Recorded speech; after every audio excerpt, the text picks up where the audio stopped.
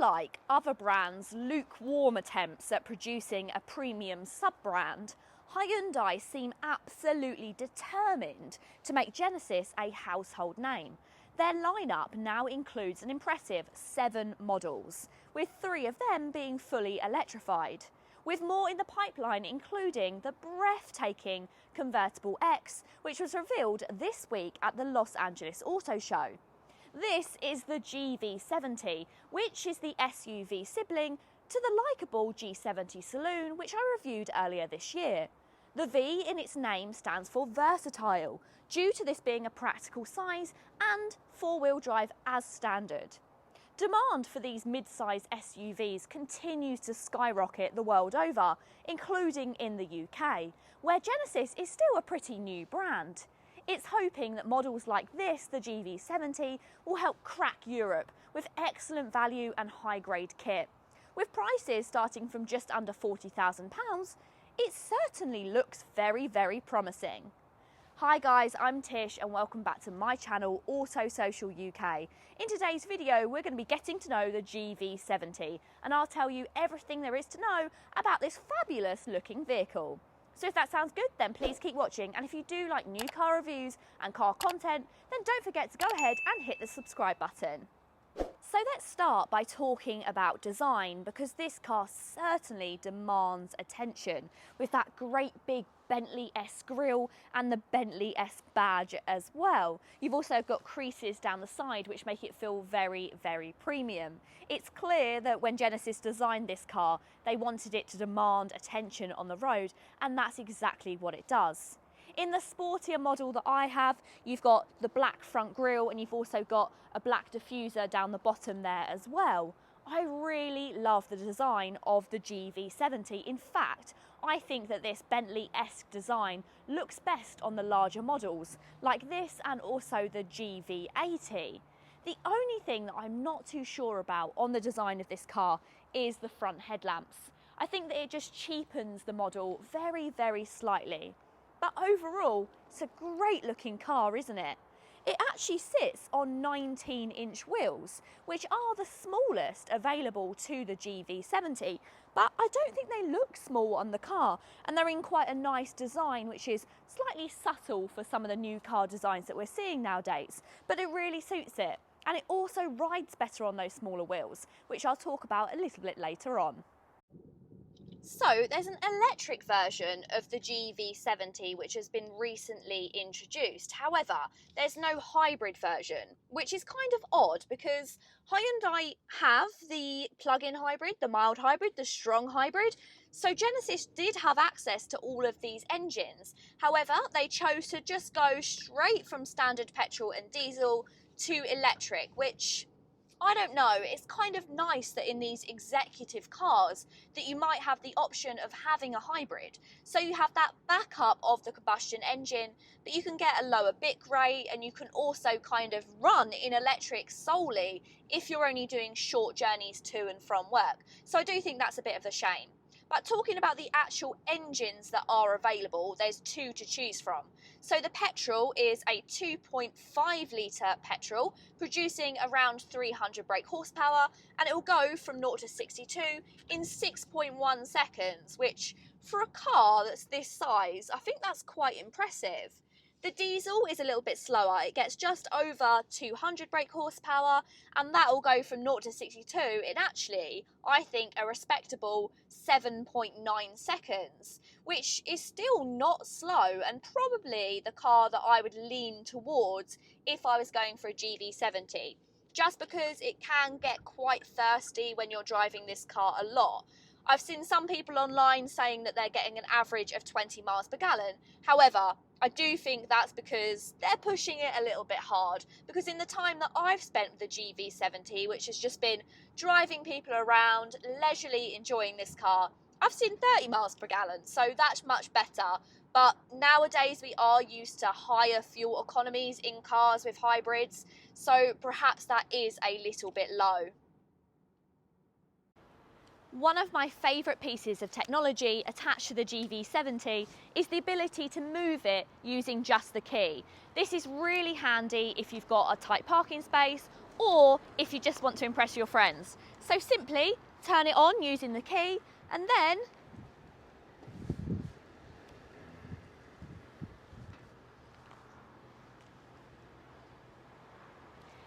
if you're worried that it might hit something, it will automatically stop itself before it comes in contact with anything. How cool is that? From what the Genesis GV70 looks like on the outside, you kind of get your hopes up that it's going to be a little bit special on the inside. Well, we're in luck, because come and check out the interior of this car. It really is very, very special on the interior of this car. It's probably not going to be for everyone with this red quilted leather, but I really like it. You've also got the contrasting black dashboard with the red stitching and Alcantara on the headrest. It just feels really, really premium. This nice steering wheel where you've got some chrome detailing and actually some haptic buttons as well. It's really visually appealing, and I also love that at night this geometric part here actually glows in like a blue colour. It feels really, really ambient. Now, whilst I've been spending some time with this car, I've actually done a lot of chauffeuring people around, and this is the ultimate chauffeur car. It's got a fantastic sound system, fantastic interior lighting, and it's so very comfortable. Both the driver and the passenger get electrically adjustable front seats, which is really lovely. But you do have to upgrade if you wanted to go for the electric lumbar support as well. And equipment is just absolutely booming in this car. I've got automatic lights, automatic rain sensing wipers, heated seats, cooled seats, a heated steering wheel, a rear view camera, 360 degree. I've also got loads and loads of technology, including Apple CarPlay and Android Auto, and you've also got a little screen for your climate control dials. Now, this might not be user friendly to everyone. It does look good, but it is a little bit difficult to use. If you want to quickly change your temperature, you do have to punch around on the touchscreen, and it doesn't always accept your inputs. But actually, it's pretty user friendly everywhere else. When you compare it to the equivalent Audi Q5, that car can get around with darting around town and feeling like a high-riding hatchback.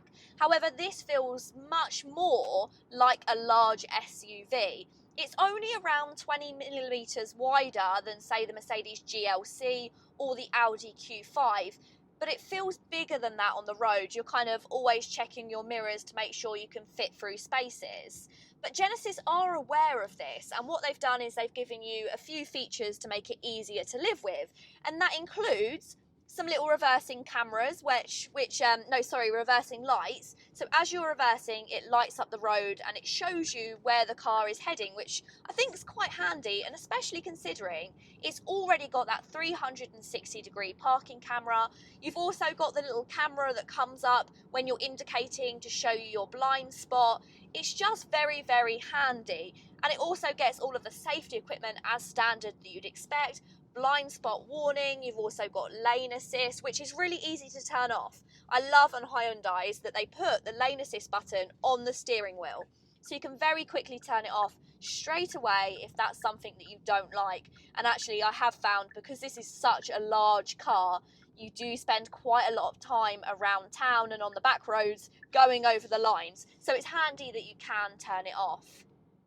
Around the back, the GV70 reminds me a lot of the Porsche Macan, and that's definitely not a bad thing. It also feels really sporty with that crisscrossy bottom grille housing those massive exhausts, although a lot of that exhaust is just the surround. Now, inside the boot, you will find a whopping 540 litres, which is actually nearly 60 litres bigger than the Volvo XC60. And Genesis have taken another leaf out of the Porsche's book, and the boot release is here on the rear wiper. The boot itself is very practical. It's got a nice and wide opening, and you've got a chrome scuff plate there as well. And in this model, you've even got a spare wheel. That's not something we see very often nowadays. The only practicality that this car is missing from some of its German rivals is the rear seats only split in two rather than three. This car feels like a car proper set up for road trips. It's so comfortable back here. I've got an armrest with a couple of cup holders. I've also got rear climate control back here with two USB ports, and you've even got little buttons on the seats which can move the front seats forward and backwards, which is pretty handy if, like me, you're jumping in and out the back of cars. Although I can't really see why you'd practically want to use that unless you wanted to irritate somebody on a long journey. These seats are also able to be reclined as well, once again just adding to that really relaxed feel. It's just so comfortable. You've also got some hard plastic on the back of the seats, which some people might see as a little bit cheap. That is possible. However, it's quite handy because if they do get dirty, then you can wipe them clean. It's a little bit dark back here with the dark headlining and also the dark rear tints, so it can feel a tiny bit dark and claustrophobic, but actually I really don't think it matters when this car just feels so comfortable and just serene. The infotainment screen on the Genesis is absolutely massive. I really like the way it's laid out. You've got your map here on the right, and then you've also got the current weather, which I think is a really nice touch. Now, it can either be controlled as a touchscreen, but it is quite far away from the driver, so this isn't the easiest way to use it.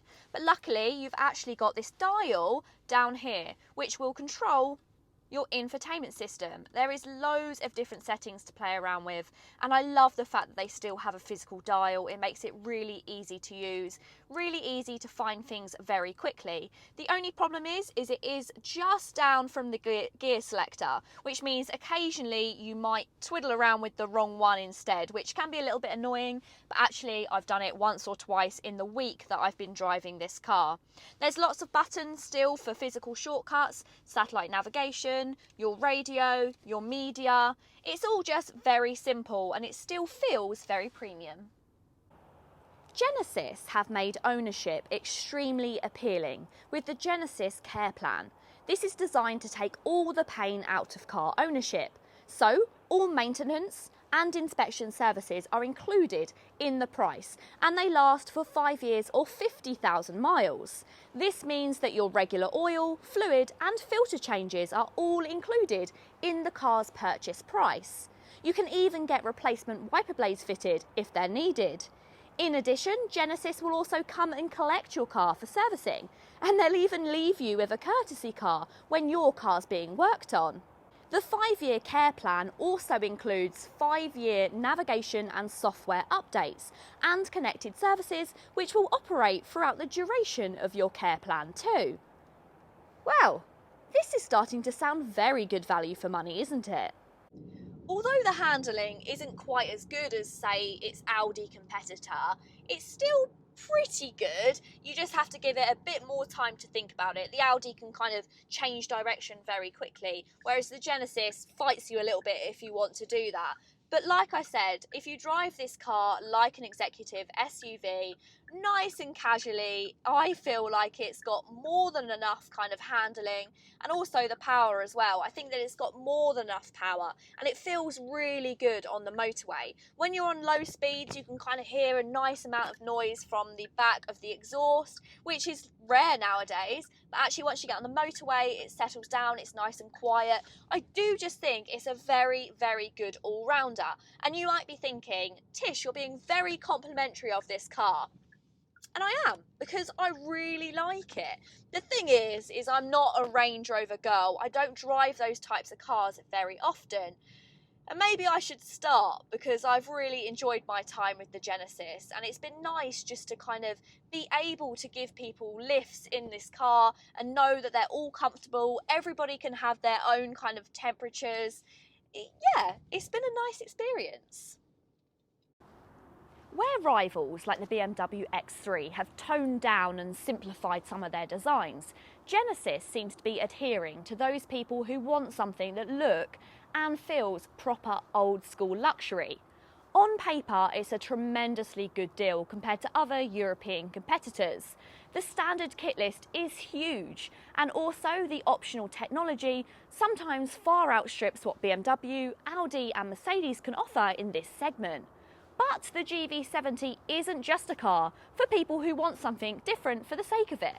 Yes, it's not as sharp to drive as the X3 or the Macan, but it is far less dull than the Q5, and it manages to be better built and techier inside than the Mercedes GLC. It's certainly food for thought if you're not too worried about your fuel economy. But what do you guys think? Is this GV70 the premium SUV to have, or would you have one of its slightly more toned back German rivals? Let me know in the comments down below. If you've enjoyed the video, please go ahead and give it a big thumbs up. And if you wanted to see more videos from me on this channel, then hit the subscribe button. Until next time guys, see you later.